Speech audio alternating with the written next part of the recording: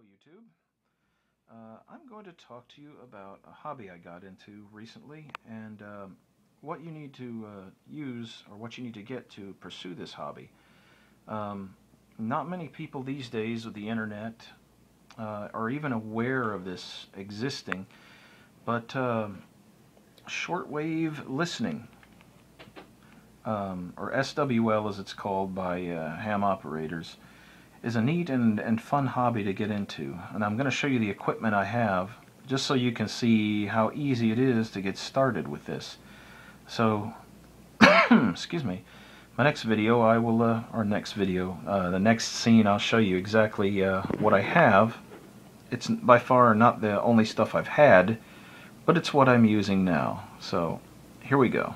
These are the two things that you're going to need to get started right here. Well, there's a third one, but I don't have it on the table. You need a reasonably decent AM shortwave receiver. I don't know if this one's made anymore. I haven't looked at Radio Shack to see, but this is like a 7-year-old radio, so I doubt they sell it anymore. And you need one of these. And the reason you need one of these is because you're going to pick things up as you are exploring the dial. You'll start logging stations. What station broadcasts when and what frequency.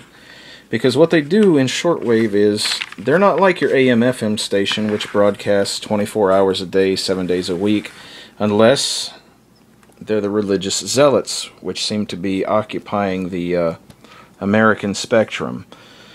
Anyway, those are the two things. This radio here, I think when I bought it, it cost me about $69.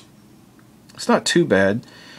It's an old DX396. It's not the first radio I ever had, but a lot of my shortwave radios came from Japan. Not Japan. Well, they were probably made in Japan, but they came from Radio Shack because that was really the only reliable place to get one. You know, you don't walk into a Walmart and buy a shortwave radio. And I didn't have hundreds and hundreds of dollars to blow on ham gear, so, you know, or a grunding receiver, so this is what I use, this is what I got. But that radio has filled in the gap pretty well. It's a good starting unit. It wasn't the unit I started on. The first shortwave radio I ever got was just something I found somewhere.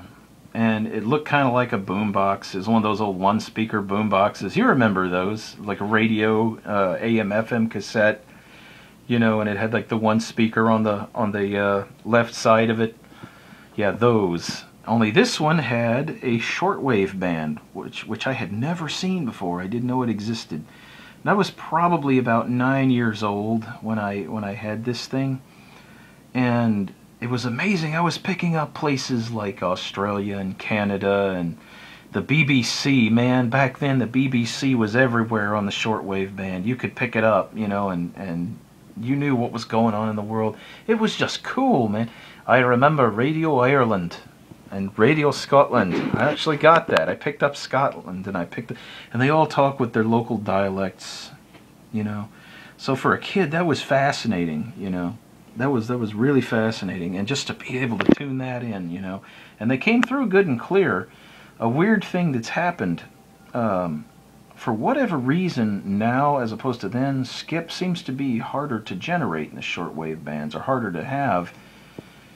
I've noticed a lot of stations have really upped their wattage to compensate for it, or maybe new rules allow them to do it.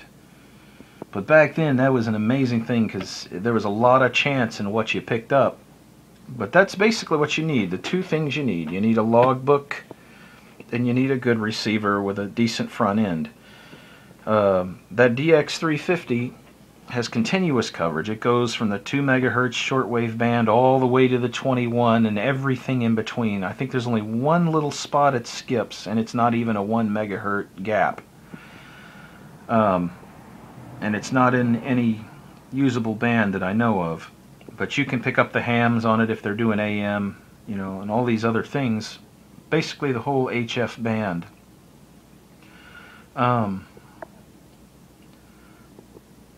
If you have a kid, it's a good thing to pass the time with. Out here where we have no internet, shortwave has been kind of an interesting thing. It's good to get back in the hobby. I'd like a unit with sideband because a lot of broadcasters are starting to shift to sideband, especially in the 7 megahertz band. Sideband carries a lot further with a lot less power. You inject the radio signal at the point of reception, and only the sidebands from their transmission site travel. I don't know what the science is behind that, but it's a pretty neat thing. Anyway, excuse me, don't know what's going on. That's what you need to get started. And I'm running out of content for this video, aside from that. Don't get a dial-tuned radio. It's like I said, you will hate yourself. My first upper-end shortwave, a radio that was specifically for tuning it, I got a little 9-band, this was even more than 7 years ago, little 9-band shortwave from Radio Shack. I don't know what it was a knockoff of. Most of the Radio Shack stuff is a knockoff of something higher. It had this little 9-position switch that tuned the bands in, and it had a dial on the side. And when you tuned it in, you know, you'd set it, and then it would eventually creep back a little ways. So you were always fine-tuning it and losing your stations. And the bandwidth was terrible. It didn't have a narrow enough bandwidth. So you'd be tuning the station and be like, shh, up, shh. And sometimes you didn't even hear it when it hit it, you know. So you had to tune it really, really slow.